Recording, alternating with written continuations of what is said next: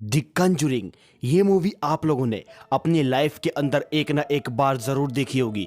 तो आज की वीडियो में हम द कंजूरिंग मूवी की रियल कहानी को एक्सप्लेन करने वाले हैं। आप में से काफ़ी सारे लोगों को ये बात मालूम होगी कि द कंजूरिंग मूवी सच्ची घटनाओं पर आधारित थी।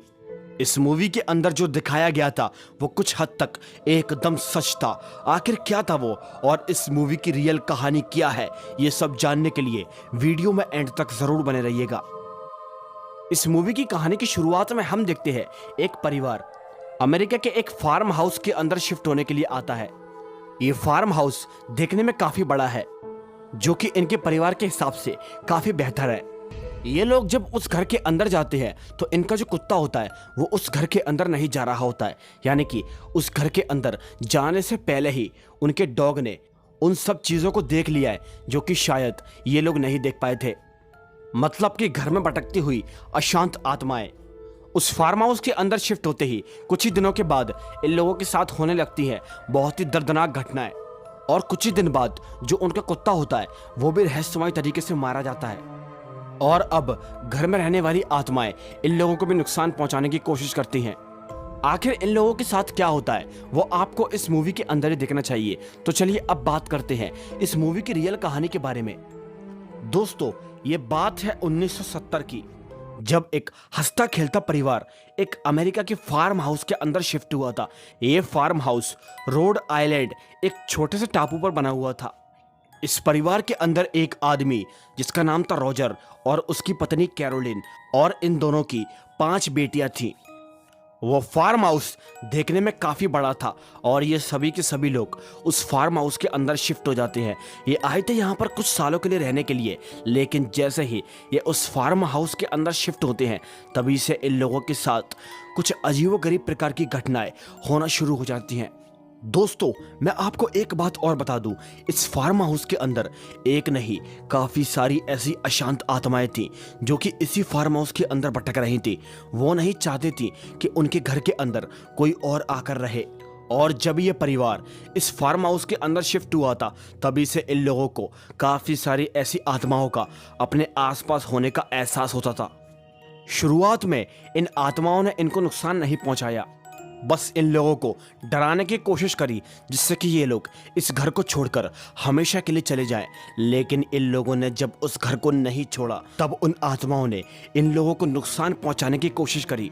वहां पर बहुत ही अजीबोगरीब प्रकार की चीजें होती थी, जैसे कि घर का रखा हुआ कोई सामान अपनी जगह से हटकर कहीं और रख जाता था, और भी सामानों का इधर उधर अपने आप गिरना, और तो और जो बच्चे लोगों के बेड थे वो भी हवा में उड़ने लगते थे।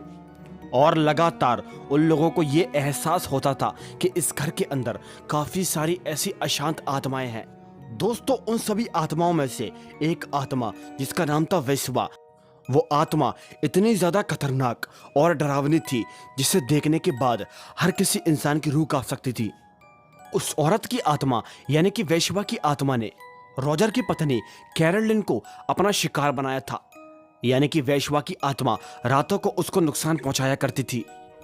वैश्वा आधी रात को कैरोलिन को नींद से जगाकर उठाकर कहा करती थी कि अपने परिवार के साथ इस घर को छोड़कर हमेशा के लिए कहीं और चले जाओ, वरना तुम्हारे साथ बहुत ही बुरा होगा।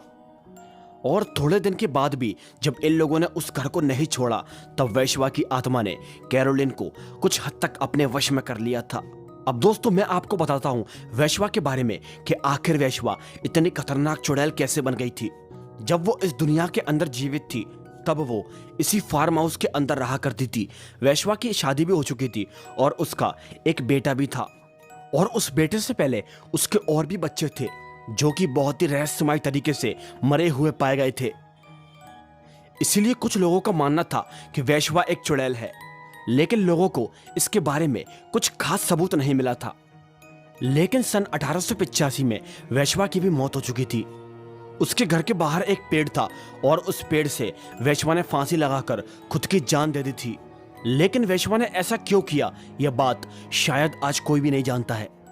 खैर, अब हम वापस आते हैं अपनी रियल स्टोरी पर।